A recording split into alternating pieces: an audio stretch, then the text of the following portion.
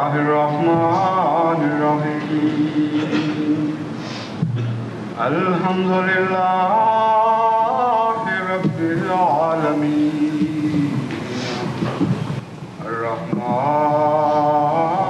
الرحيم مالك يوم إياك نعبد وإياك نستعين اهدنا الصراط المستقيم صراط الذين أنعمت عليهم غير المغضوب عليهم ولا الضالين.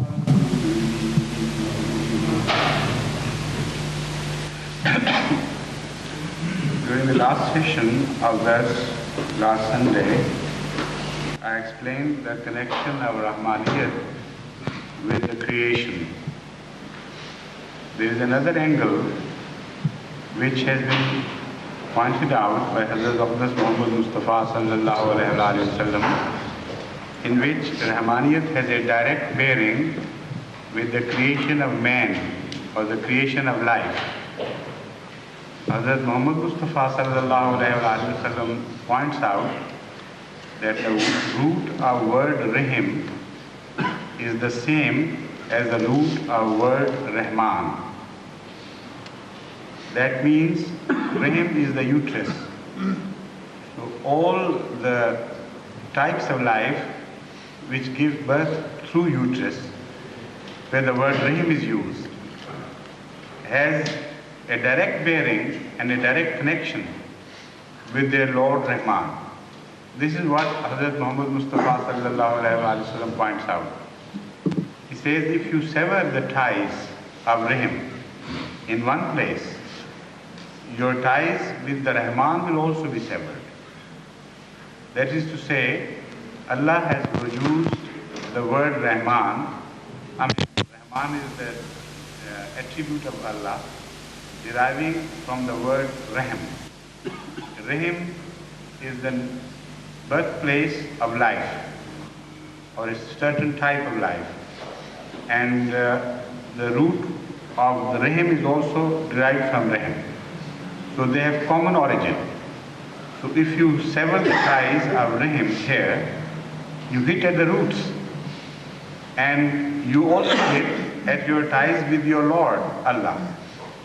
So this is what in Islamic terminology is called Sila Rahmi, and act in a manner as to discourage the promotion of this relation. Then in the like manner, you will be deprived of Rahmaniyat of Allah.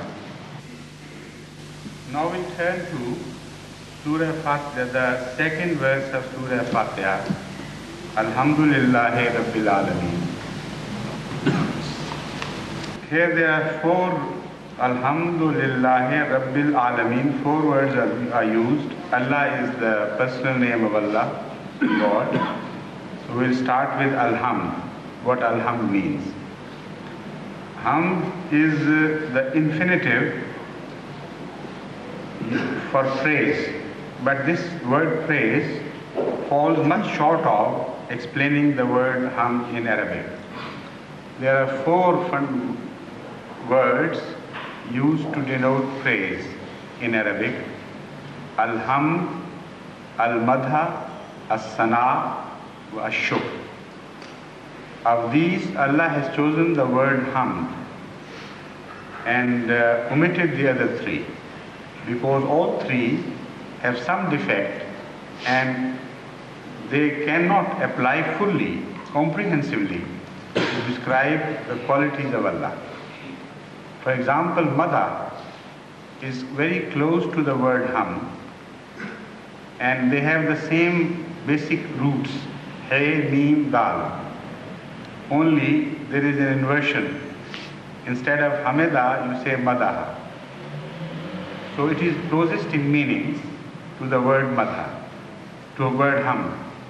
Yet it has a connotation which cannot be applied to when you refer to Allah.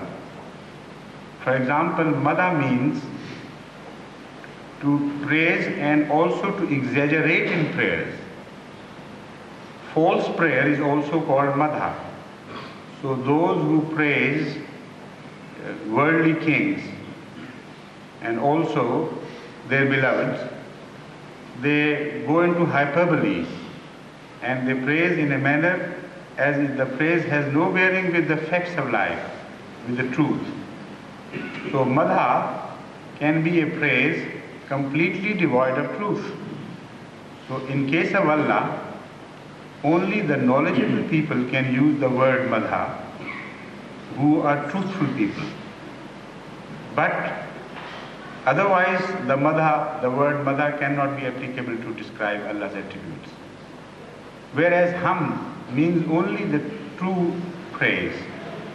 Attributes, or we should say praiseworthy attributes, which have nothing but truth in them. That is called hamd. Similarly, sana is a word used for exaggeration. Sana means things which is oft repeated. Not only exaggeration, but also for exhibition. Exhibitionism and sana have a direct relationship. So when you use the word sana for somebody, if you are not a truly God-fearing person, your use of sana would be incorrect. Because sana means something you are going to, for example, if somebody is praising a king or a lord or a poet, and he wants to beat his to spread his praise, to broadcast his praise at the beat of drum, that is called sana. Everybody should know. And God is above these things. If we praise Him and use the word sana, and if we are knowledgeable people, we are truly God-fearing, we can use the word sana. There is no inhibition. But sana by itself is not a word enough or competent to describe the characteristics of Allah. Shukr means a praise where you are mindful of somebody's act of beneficence, where you acknowledge somebody's act of goodness towards you. But hamd also contains the word shukr. Hamd has the meaning of shukr as well as that of ihsan, as I explained last time. So it serves the purpose, or it already contains the meaning of shukr more comprehensively and more effectively. So the shukr will fall short because hamd is more extensive in its usage. When we come to describe hamd, then you will know that hamd is the only word which could be used in relation to Allah, and no other word could be used. And it stands out in all the languages of the world. There is no comparable word, no equivalent to word hamd in any other language.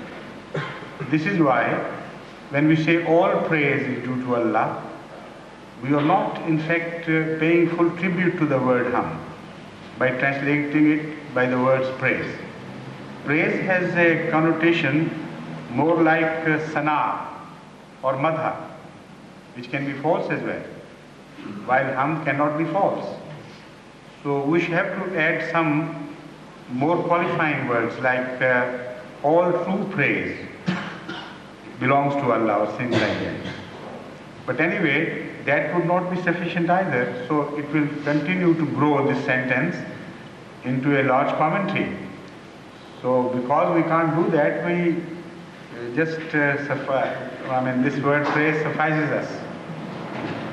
Now, madha, hamd is all praise is due to Allah, or all praise belongs to Allah. Hamd means a quality of goodness which is not dependent upon an observer. An intrinsic value of goodness which is regardless of whether somebody recognizes or not, stands by itself. It is independent of the onlooker.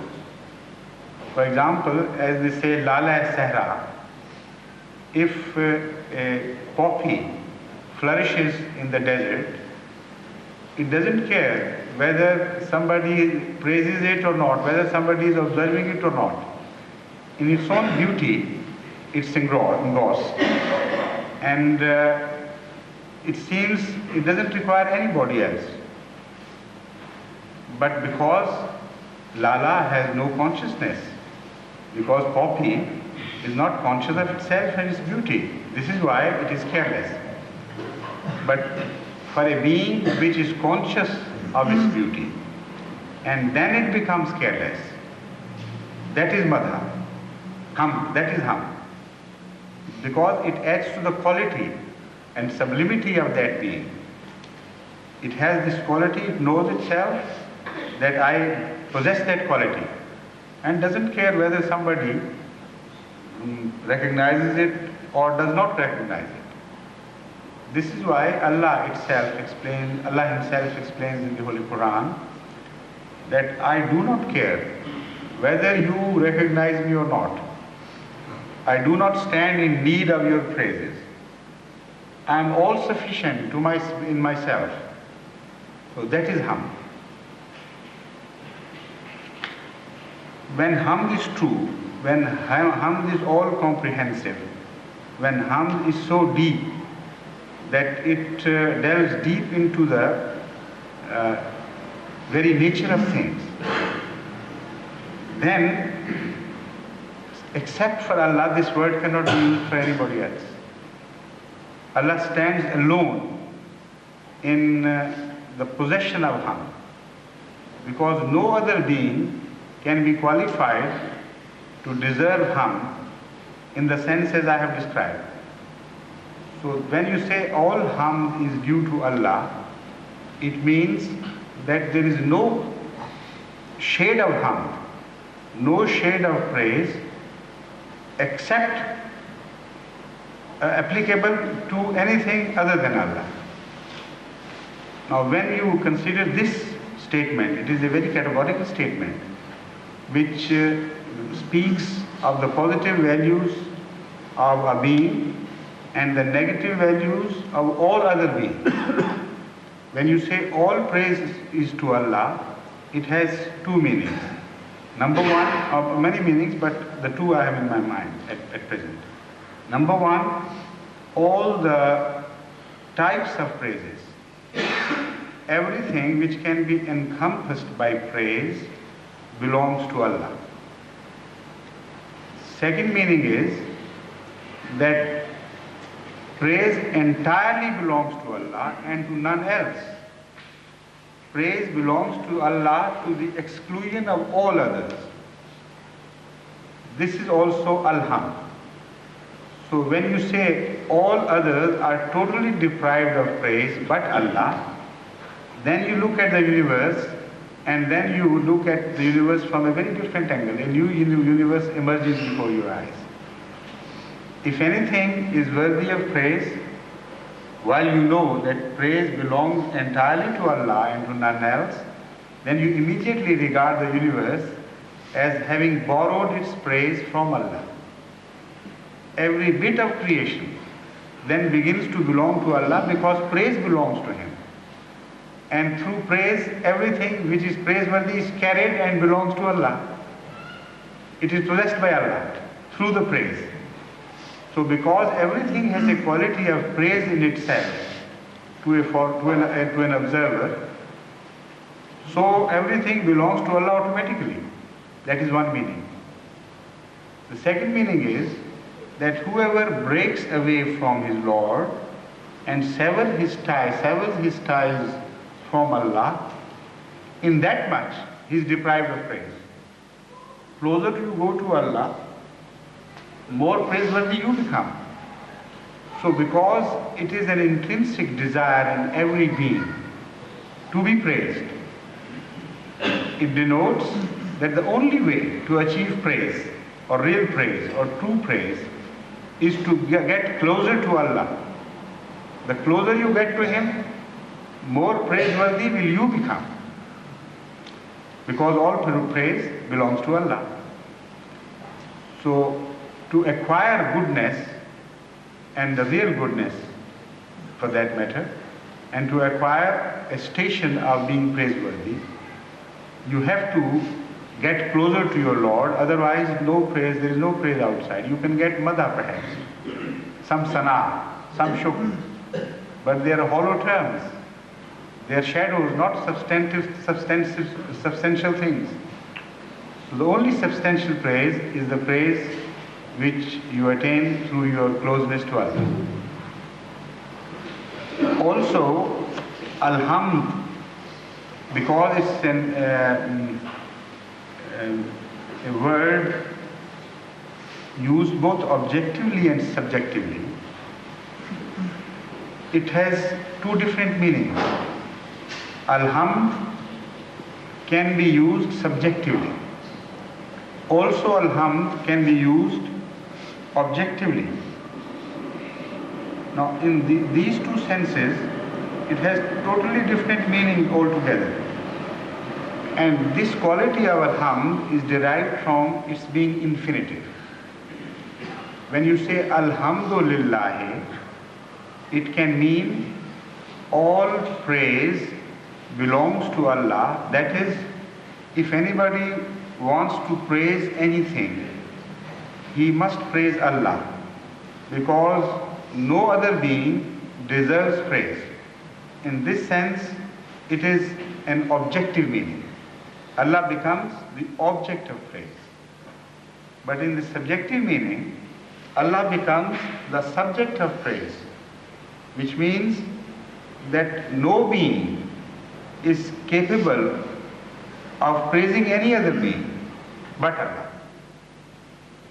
No being deserves to praise anybody else but Allah.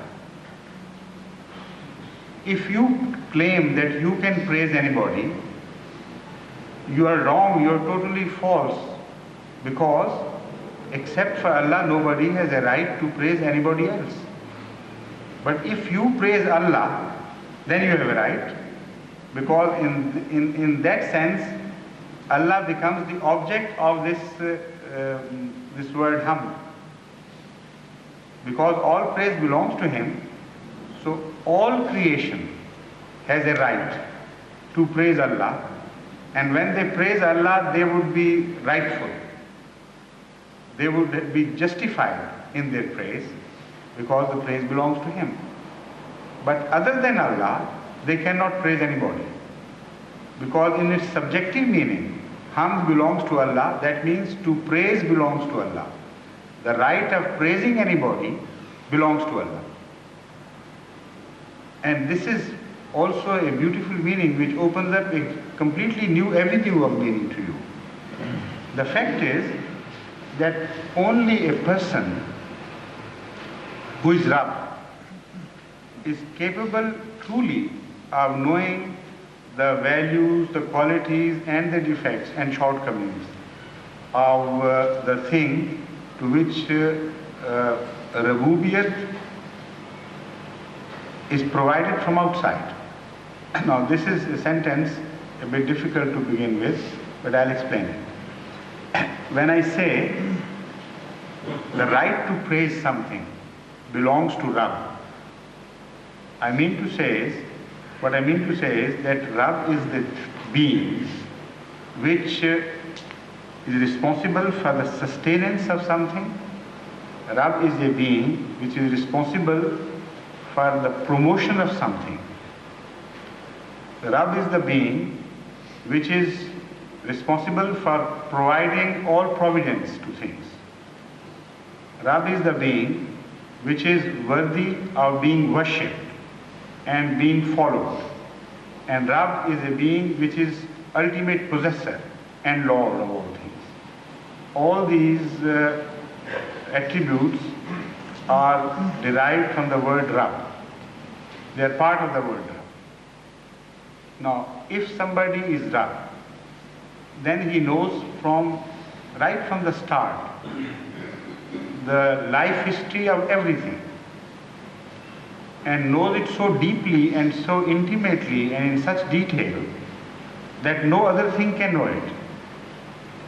For example, they say you can't hide your defects from your nurse, because the nurse comes into contact with you when you are a small child, or even the mother can't hide her defects from the nurse, because everything is in the hands of the nurse. So a manner, it's something in the similar manner has been uttered in a verse, has been described in a verse of the Holy Quran by Allah, but in a much deeper sense. Allah says, do not praise yourself. Do not consider yourself muttaqis or God-fearing. Do not claim that you are truly pious. You do not know what you are. Allah knows it alone. هُوَ أَعْلَمُ بِكُمْ إِذْ كُنْتُمْ أَجِنَّةٌ فِي بُطُونِ أُمَّهَاتِكُمْ. He knew you not during your birth, but when you were in embryonic stage, in the uterus of your mother, in the wombs of your mother. So he knows you right from your coming into being. The moment you took birth in the form of a small sperm having entered an ovum, right from that instant, Allah knows you. So that nursing of Allah goes much deeper in history. So the life, when it comes into being, since then Allah knows. So when Allah knows even the stages which are not to be observed by an outside observer, because we come to know of a person after his birth, but Allah knows him even before the birth. So he knows the inside story. If somebody is born with certain defects, Allah knows them well. If somebody is born with certain good points, Allah knows those points as well. But the history of Rububiyyat, or the contact of Rububiyyat with the things outside, is much longer than that. Allah is Rabb of all universe, of all the worlds, not only of this life, human life, but of every type of life. So that shows that his knowledge of us goes much deeper. And because he knows everything, he holds the position of praising or censuring anybody he wants to, he so desires, because he would know it from his personal knowledge. But we have no personal knowledge. We do not know even what we observe. Even there, we may be mistaken. There may be cataracts in the eyes. There may be some defects in the vision. There may be something in the atmosphere which deprives us of having a clear vision. And we are not alimul shahada either. For your claiming to be praised, for your claim that you can praise somebody, this claim also requires your knowledge of somebody. If you praise somebody without knowledge, you cannot praise him, because it is a blind praise. At least you cannot praise with the word hamd, because hamd means true praise. And blind praise is automatically obviated from the word hamd. So that shows knowledge is a must, and knowledge of a deeper quality that can be acquired only by Rabb. So when we do not know even what we observe, how can we praise anything? Now this aspect has also been mentioned by Ghalib. He says, a poet, Urdu poet, हैं कवाकिब कुछ नजर आते हैं कुछ देते हैं धोखा ये बाजीगर खुला. This is a strange universe. These stars are something else and they appear something else. And these conjurers deceive us so openly. They don't hide anything, yet they deceive us. That shows that everything we observe is not the same as it is. This is the second aspect of our ignorance. The things we observe, for example, man has been observing stars for millennium, and yet his knowledge of stars is not complete. What he sees goes on changing as far as his knowledge goes. His vision also changes, and the message which a vision gives to the observer is also changing. The stars which were observed before Galileo conveyed a different message altogether. So if anybody praised those stars, that praise was very limited, to say the least. And when Galileo invented that first telescope, he was very proud of having enlarged the universe. But the telescope, which was invented in the 1960s, early 1960s, was 1 million times stronger than the telescope invented by Galileo in 1610. So from that you can imagine how hollow the knowledge of man is. And perhaps it was in 1962, the telescope which I am referring to, but now the telescopes which are now being invented and actually have been put into operation are 1 million times stronger in resolution and in depth than the telescopes invented in the early 60s. So from the time of Galileo, the knowledge has increased in volume and in depth by 1 million into 1 million at least. And yet our concept of the stars is very elementary, because all the knowledgeable people know that we are just roaming around the borders of knowledge and we have not gained anything truly. Only through inferences we are gaining things. So this is man as he stands in his maximum pride of today. At the summit of his knowledge as he stands today, he admits, except at least the knowledgeable man admits, that despite this manifold advantage over the previous people, our knowledge of the universe has not advanced very greatly. And then how can you praise? Because for the praise, that is the praise of madha, hamd, you have to be knowledgeable and you have to be truthful. And yet when you go to the world of inferences, that is alimul ghaib, Allah is not only alimul shahada, but He is also alimul ghaib, what is hidden. Then we come to realize that what we observe is just nothing as compared to what is hidden by that being which we observe. For example, I am observing this young boy, but I am just knowing an outward form of this person. And it may be good, it may be bad, but the fact is that the inside man is out of all proportion larger than what is the outside man. So when I observe somebody, I only observe him from the outside, and that too is defective. My inferences may be totally wrong of what I observe. His behavior, his conduct can be interpreted by so many ways. So when I observe somebody, my interpretation of that observance may be totally wrong. But what I do not observe is much larger because it is hidden within him. I do not observe his mental phenomena, his inner feelings, what he is thinking at this time of me or of the universe, and his inner qualities, which will be developed maybe much later. So what is dying within him and what is gaining life, I do not know. And how can I praise?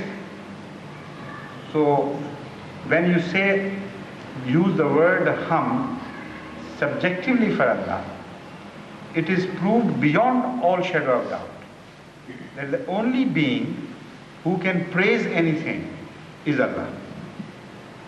And the only being which is worthy of praise is Allah.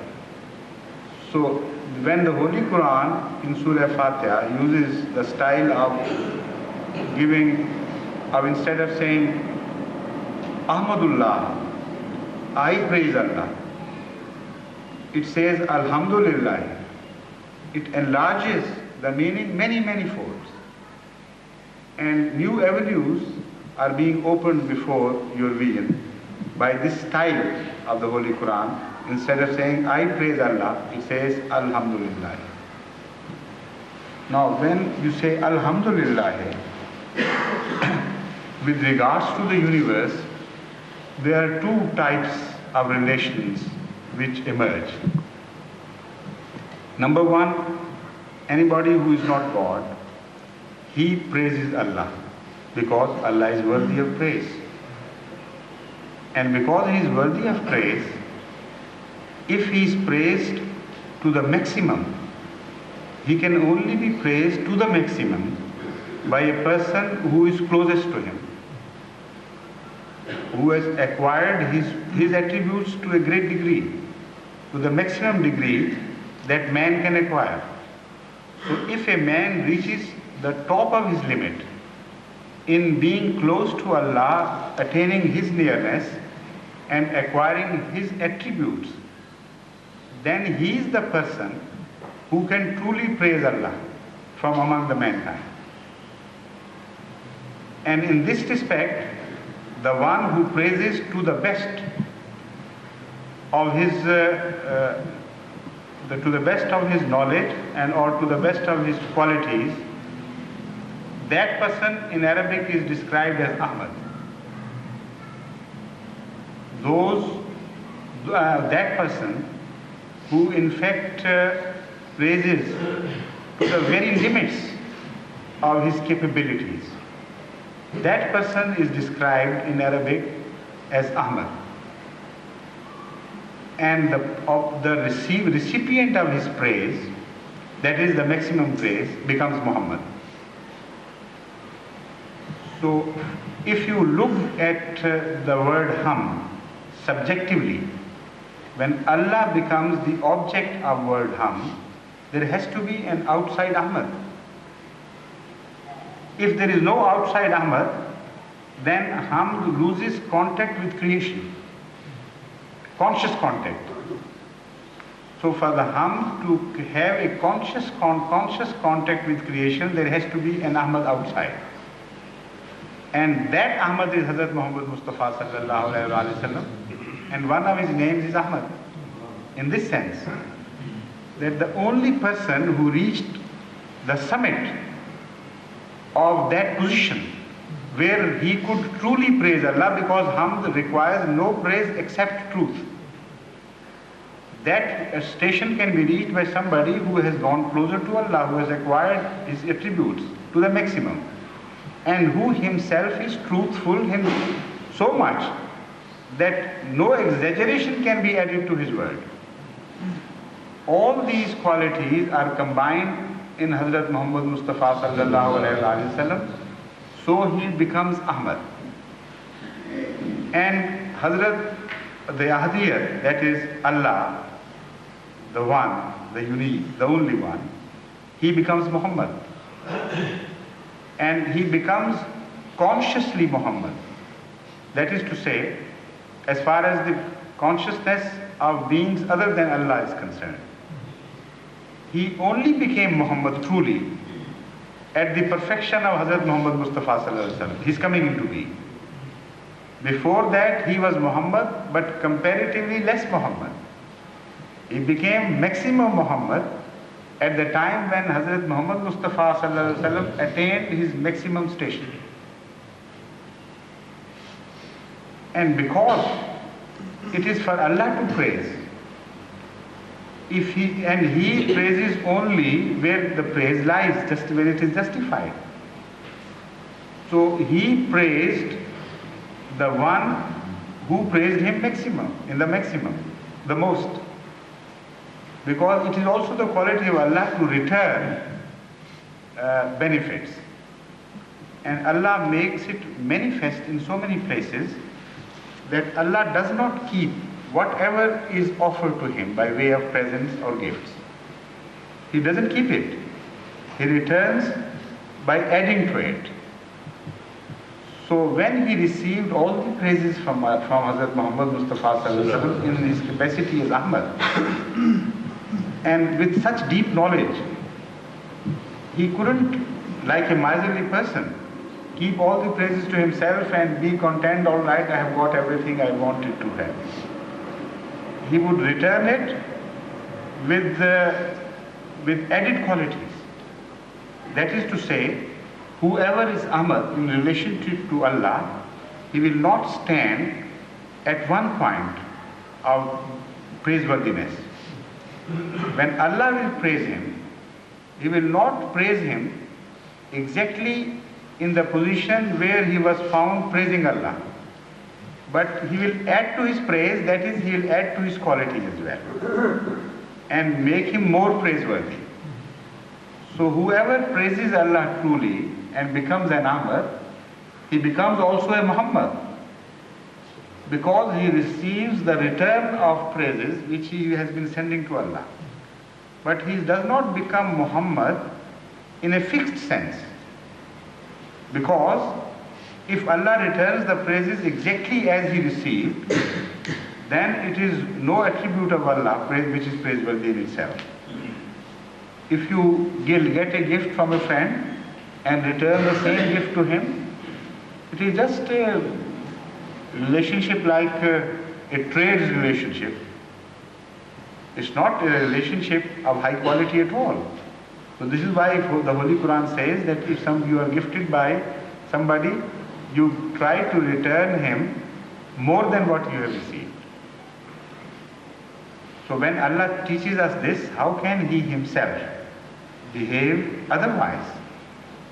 So when somebody outside Allah, that is something which is created, praises Allah, Allah returns the praise. Now because he wants to return the praise more than he received, there is only one way available to him: to add to his praises, to add to his qualities, and to improve him.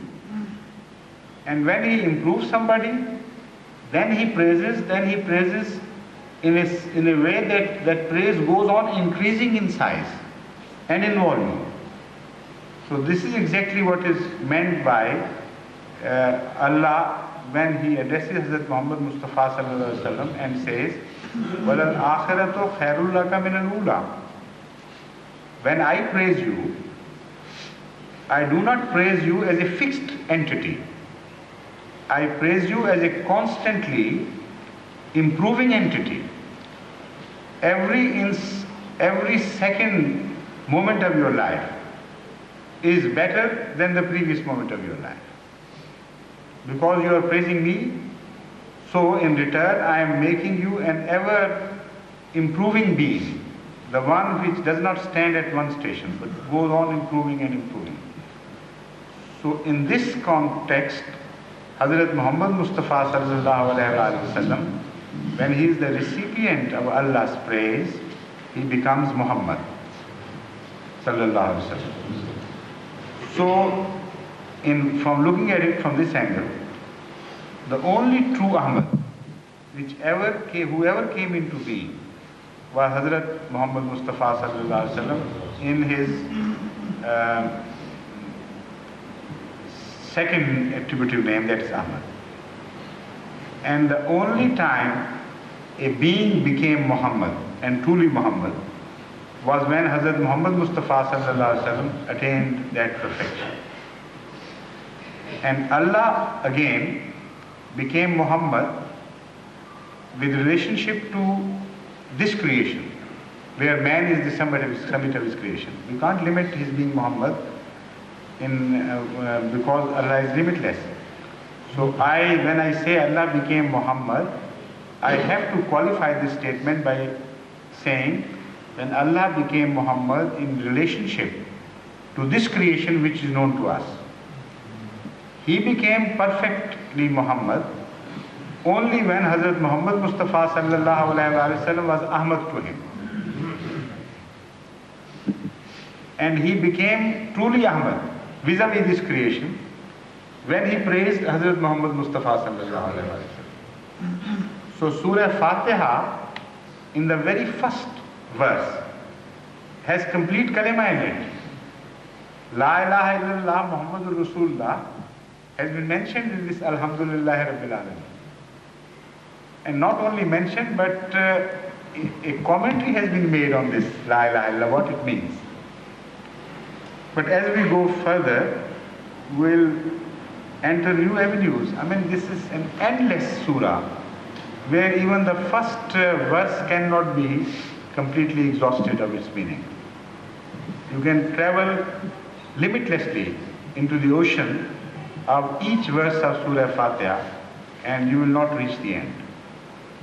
Alhamdulillah Rabbil Alameen has another connotation. When the word Ham is applied to the word Rabb,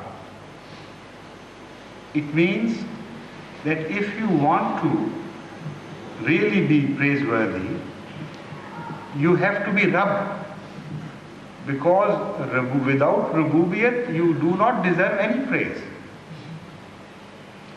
Allah is praiseworthy because He is Rabb. So if you want to be praiseworthy, you have to be Rabb to others, to Allah's creatures. That is, whenever you come into contact with anything, you begin to improve it. Anything which comes into contact with you begins to improve. You do not accept things and leave them in worse shape. You leave them in better shapes. This is the quality of Rububiyyat. If you attain that quality, you will become Rabb vis-a-vis the rest of the creation. But unfortunately, this quality is lacking so much in some Eastern countries that when they go, for example, to a beautiful picnic spot, they go to a good spot and leave it in a horrid shape so that nobody else can use it. While if he wanted to be, such a visitor wanted to be a praiseworthy being, he himself knows the philosophy of praise. Because 5 times in his prayers at least, he repeats the word Alhamdulillah Rabbil Alamin. Hamd is only due to a being which, when comes into contact with another being, begins to improve it. And you come into a contact with a being and you become to deteriorate it. And that thing goes on losing its previous values. How can you call yourself a Rabb? So you are not praiseworthy. Now this quality, if applied to the inner values of man, it means that at least you have to be your own Rabb. If you want to become praiseworthy and you are so fond, and everyone is an egoist and he wants to be praised, so Allah says, go on improving, if not outside, within yourself. Begin the process of improvement and evolution. And if you go on improving yourself, you would become truly Mahmud, if not Muhammad. Mahmud is not as strong a word as Muhammad. But truly being Mahmud means that you begin to improve your own qualities and every day you are a better person. And because it is Ham, so it also indicates that regardless of whether people pay tribute to your better qualities or improving qualities, if you go on improving, then only you can become Mahmud. Because Ham also means a good quality which is not dependent on other people's recognition of itself. So that is Alhamdulillah Rabbil Alameen in one sense. In the second sense, Alhamdulillah Rabbil Alameen means that when Allah is Rabb and He is praiseworthy, then Allah has contact with all its creations and that contact will always be that of praise. In that context, there will be no element which can mar this relationship. Because if you come into contact with other beings and that contact establishes a behavior, which behavior should be praiseworthy. That is Alhamdulillahi Rabbil Alameen in this sense. So that shows that whenever you come into relationship with anybody, your relation with that person in itself should be praiseworthy. And it could never be censured as having fallen short of a certain standard. This is why the Holy Quran repeatedly says, "Idfa billati hiya ahsan as-sayyi'ah." Even if you are treated ill by a certain person, you treat him in the best of manners, in the most beautiful manner. Because Rububiyyat means a relationship of praiseworthiness. Otherwise, how could Alhamdulillah Rabbil Alameen have any justification? Now, I hope you understand this point very clearly, because it's a new angle to this relationship. And I repeat this, Alhamdulillah Rabbil Alameen means Rububiyyat of Alameen. That is contact of Allah with all that is known. That contact in itself is praiseworthy. It has no element where this contact could be censured. So if you do want to be truly praiseworthy, then in all your relationships, you should have the element of praise. That is the element of the highest quality. Otherwise you will not be praiseworthy. That shows that if somebody treats you ill, in response, in return, if you treat him to the best of your ability, in the most beautiful manner, that is being Rabbul Alameen. That is Rabbul Alameen worthy of praise. And the Holy Quran, when you read it, explains it in so many instances and illustrates it such beautifully and in such depth that many a verse of the Holy Quran immediately becomes understandable when you relate it to this verse, Alhamdulillah Rabbil Alameen. Why I am laying so much stress on this is that Surah Al-Fatiha is the mother of the Holy Quran. And it is said that the 7 verses of the Surah Al-Fatiha control 1/7 part each at least of the Holy Quran. And the 1/7 part of the Holy Quran has its roots in one verse of the Holy Quran. So you should learn the manner how to reach the meaning of the Holy Quran through a single verse. And when you analyze the verses in detail, then you immediately begin to connect the meaning of so many verses spread over the Holy Quran to one single particular verse of Surah Fatiha. So of that I was given an illustration. Of that I was giving an illustration. When you say Alhamdulillah Rabbil Alameen, the verses which tell you Idfa billati hiya ahsan as-sayyi'ah, idfa billati hiya ahsan, they have their root in this Alhamdulillah Rabbil Alameen. And similarly, so many other verses can be found to have roots in Alhamdulillah Rabbil Alameen. For example, Alim, Sifat-e Alim, as I mentioned, has its root in the word Rabb as well as the word Alam, which is a part of this verse. When you say Alhamdulillah Rabbil Alameen, Alam has 2 meanings. One meaning, and from those 2 meanings, so many other avenues of meanings spring and come into being. One meaning of the word Alam is a thing through which you can reach another being. For example, there is a milestone or a signboard. That is alam. In the sense, then that milestone can lead you to the understanding of how much different distance you have covered. And a signboard leads you to the ultimate destiny. It gives you direction or the otherwise. If you are heading in the wrong direction, the signboard will tell you. So the alam means a thing through which you can reach your destiny and through which you can measure your distance, how far you have reached that destiny. So this is how the whole universe is alam, because it leads to Allah.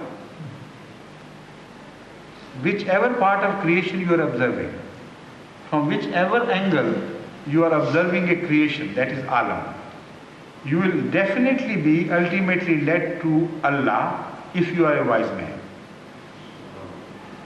If not, then you will not be led anywhere. This is what is said in the Holy Quran when it says, Inna fi khalqis samawati wal ardi wa ikhtilafil layli wan nahari la ayatin li ulil albab. Only for the wise there are signs in observing nature. Allazina yazkuruna Allah qiyaman wa qu'udan wa ala junubihim.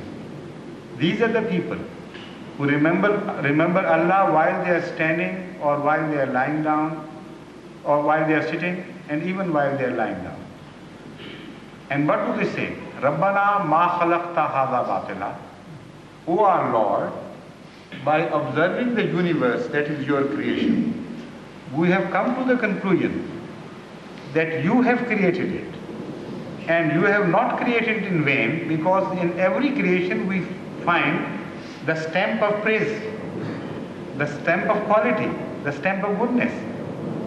So because it has a stamp of goodness, good things are not created for going waste. Ma khalaqta hadha batila. It will be a very stupid inference if you observe a thing which has all the quality of goodness and you say it is created for waste, for nothing. So the quality of goodness is a proof that the thing is created for a purpose. And because if a thing is created for a purpose, there has to be a purposeful creator.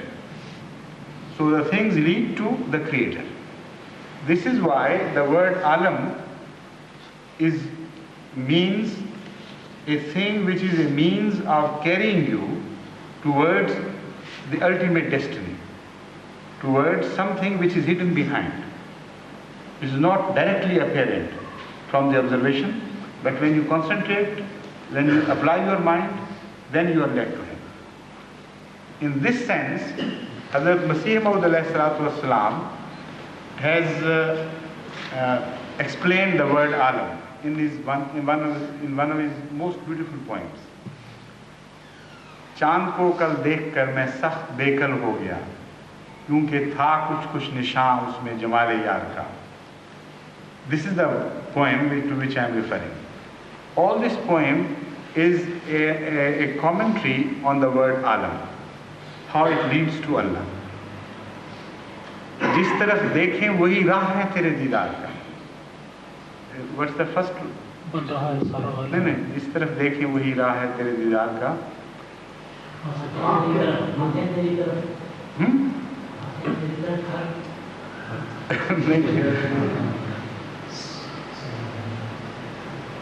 जिस तरफ देखें वही राह है तेरे दीदार का.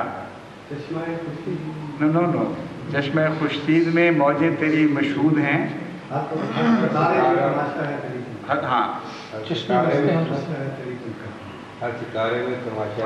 वो तो उसके साथ है ना. मैं I am asking the first verse, the first part of this verse. जिस तरफ देखें वही राह है तेरे दीदार का. No, this is not that. Anyway, I have forgotten. But please not. Anyway, the meaning of this verse is this, that in whichever direction we cast our eyes, we find the proof, the evidence of your perfect creative power.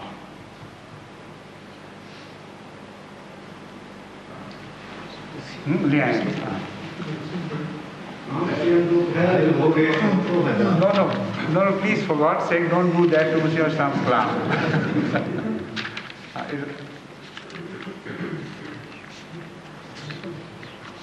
प्यारे तेरी कुदरत का जलवा हर तरफ. That is the one. हाँ है अजब जलवा तेरी कुदरत का प्यारे हर तरफ. जिस तरफ देखें वही राह है तेरे दीदार. है अजब जलवा तेरी कुदरत का प्यारे हर तरफ. It's a strange manifestation of your creative power, in whichever strange manifestation of your creative power is witnessed in whichever direction we cast our eyes. आगे है जिस तरफ देखें वही राह है. जिस तरफ देखें वही राह है तेरे दीदार का.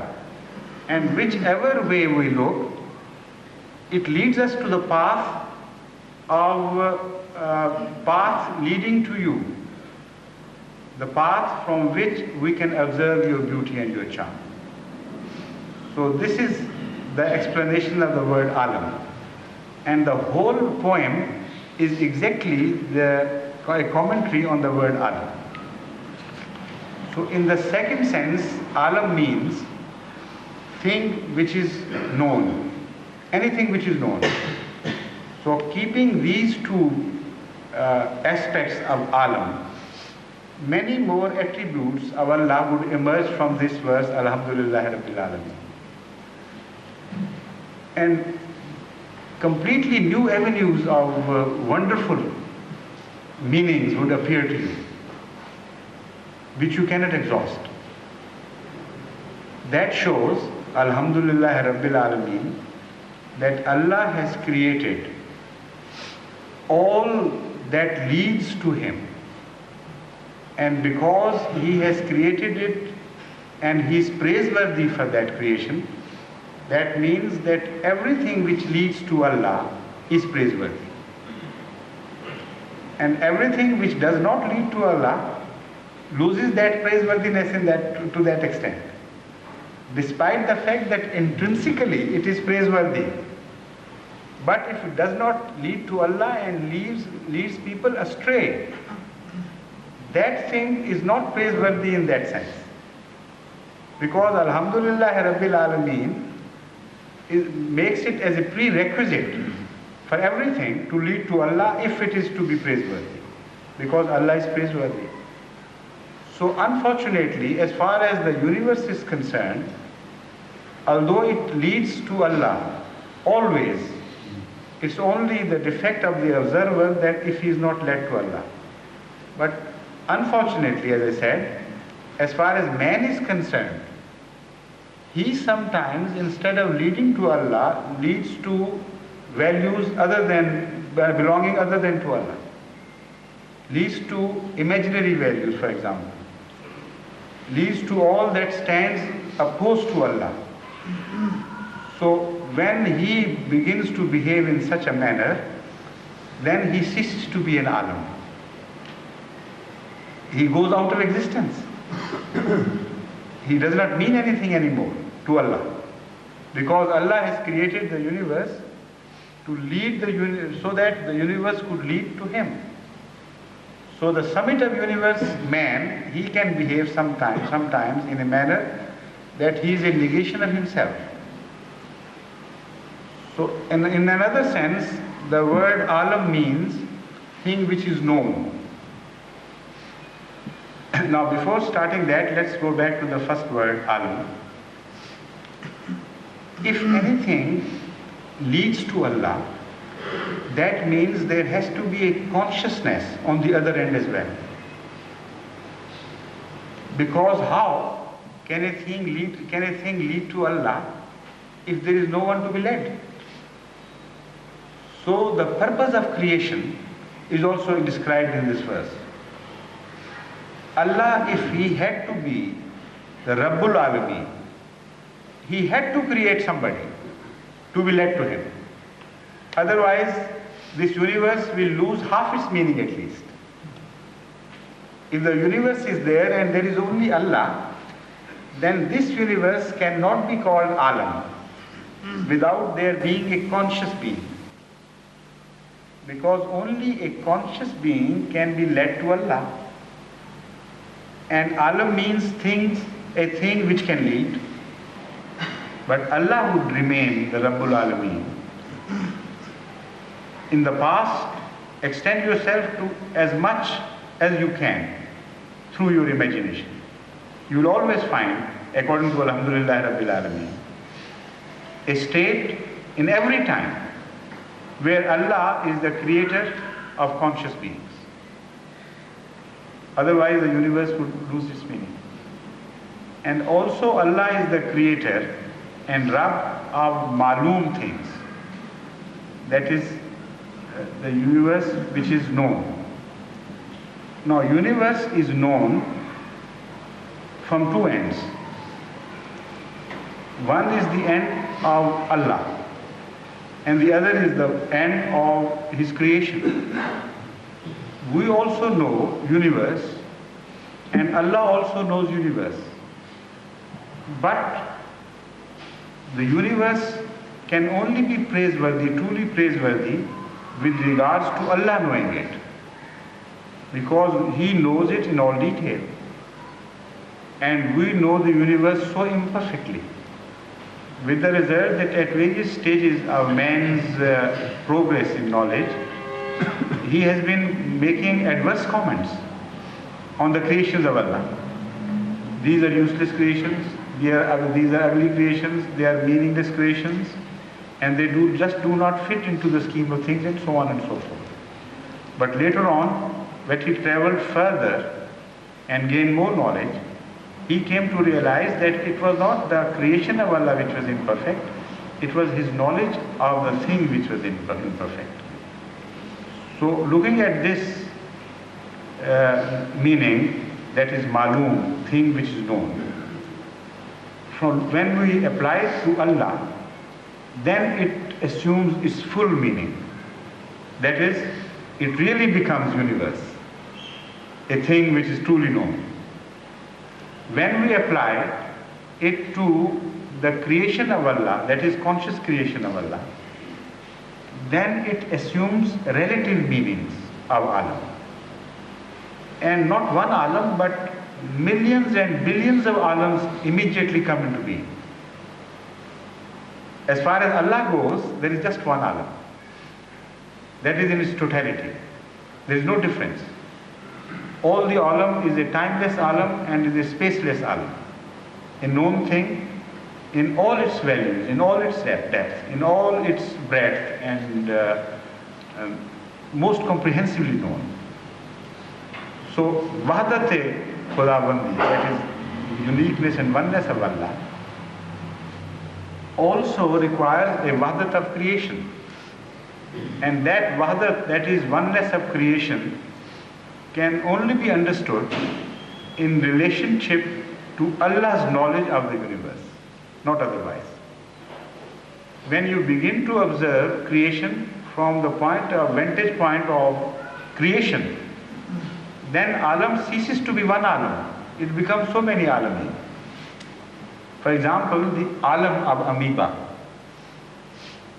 that is a small form of life, single cellular, monocellular as they call it. And there are certain worms which derive their energy and strength from filth. And they live there and they die there, and everything is related to that filth which gives them the life and existence. So their alam is that filth. Somebody passes stools and there are bacteria living there who will live and die with the stool. So this is their art. And there's so many alameen. Actually, there was, well, all right, next inshallah. There's so little time. I just started and, Astaghfirullah. all right, inshallah, next time. Assalamu alaikum.